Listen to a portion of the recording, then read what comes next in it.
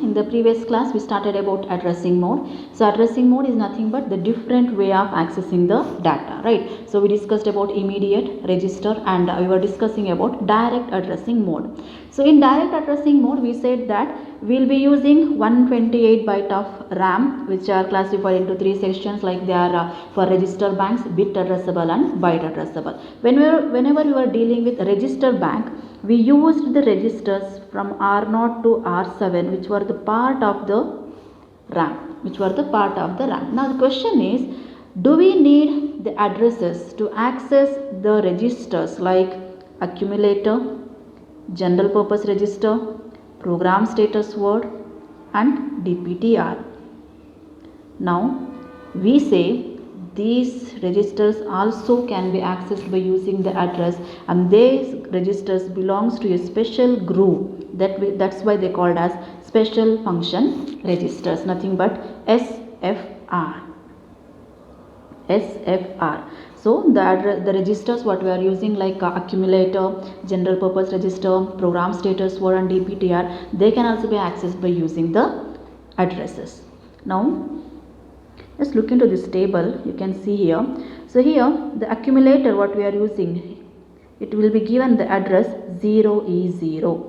Accumulator is given the address 0E0. Similarly, the register what we are using B, it will be given the value of address of 0F0.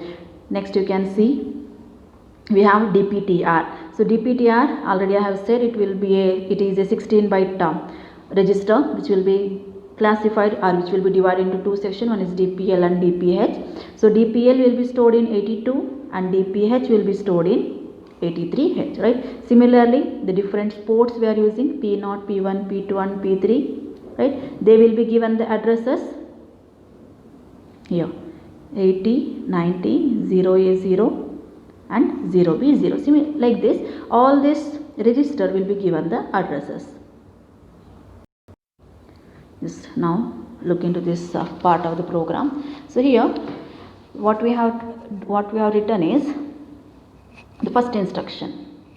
It is saying move the content. So hash says immediate value, right? We are trying to move the value 55 to 0E0. So according to the table, 0E0 is for the register A, right? 0E0 is the address for the register A. It means that this instruction is same as this instruction where we are trying to move the immediate value 55 to register A. Similarly, in the second instruction set, this one, we have written move 0F0H hash 25. So this is your data we are trying to move to the address 0F0. So according to the table, 0F0 is the address for the register B.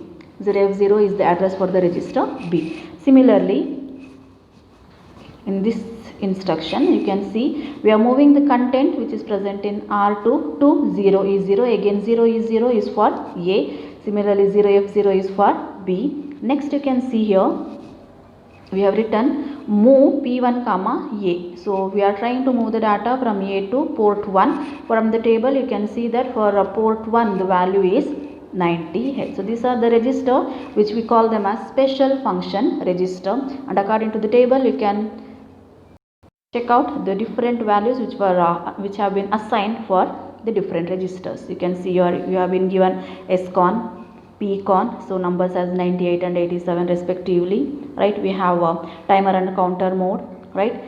Next we have interrupt priority control and interrupt enable control. Stack pointer, right? For stack pointer we have been given the address 81H. So this is about the special function registers, and that use can be implemented or can be better understood by taking an example this. So here we are trying to send 55 to the ports P1 and P2 by using their names and their addresses. The names are clear. The data 55 is to move to the port numbers P1 and P2. So this section, this part of this program is giving you the moving the data 55 into port 1 and port 2 by using their name. So what we are doing is, first we are sending 55. So 55 is the immediate data, that is why you have written the symbol, right, hash and followed by 55H. which you are trying to send to register A, nothing but your accumulator. From accumulator you are trying to port P1, and from accumulator you are trying to port P2. So this is sending 55 to ports P1 and P2 by using their names, right? The next part says using their addresses. From the table we have already checked out, that is port P1 is given the address of 90 and port P2 is given the address of 0A0H. So now first move the immediate value 55 to the register accumulator A. From A, if you want to send to port P1, then it is 90, right? And from A, if you want to send to port P2, then it is 0A0H. Let's move with the stack. So stack is also a storage area where you can push or pop the data. So this stack can be accessed by using only direct addressing mode, where you can read the data or write the data. So when we are using stacks, the main keywords we will be using are push and pop. Push and pop. So always a stack will be pointed by a register. We call it as stack pointer. So whenever you are dealing with stack with the help of direct addressing mode, you can write the instructions. I already said push or pop. For example, if you want to push the data from the accumulator, if you want to load the data from the accumulator into the stack, then writing the instruction like push A is invalid, right? Instead, you can write the same instruction. It is the address of A we have checked out, 0E0. Instead of writing push A, you have to write push 0E0H, which says that moving the data from accumulator into the stack. Or else, if you are writing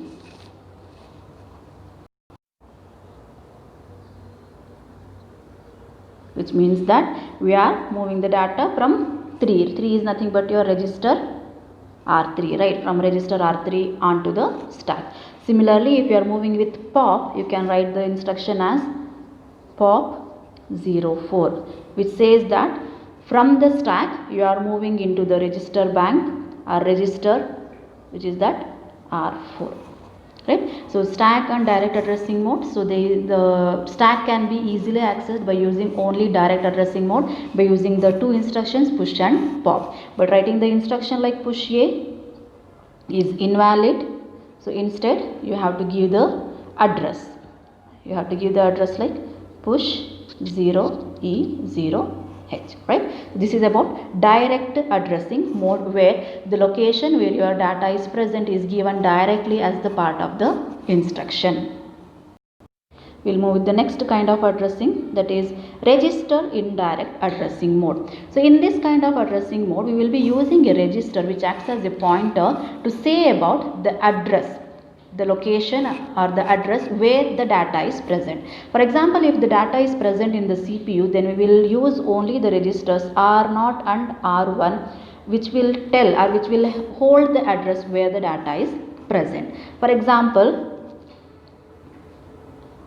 so look at this instruction. So whenever we are writing the indirect addressing mode, we will be using the registers R0 and R1 only, whereas the registers from R2 to R7 they are reserved. So now whenever you are using indirect addressing mode, you need to use a symbol, that is @ followed by the register you are using, either it is R0 or R1. So the instruction what we have written, first one, move A, @R0, it says that we are trying to move the content of the RAM location whose address is present or held by the register R0 into A.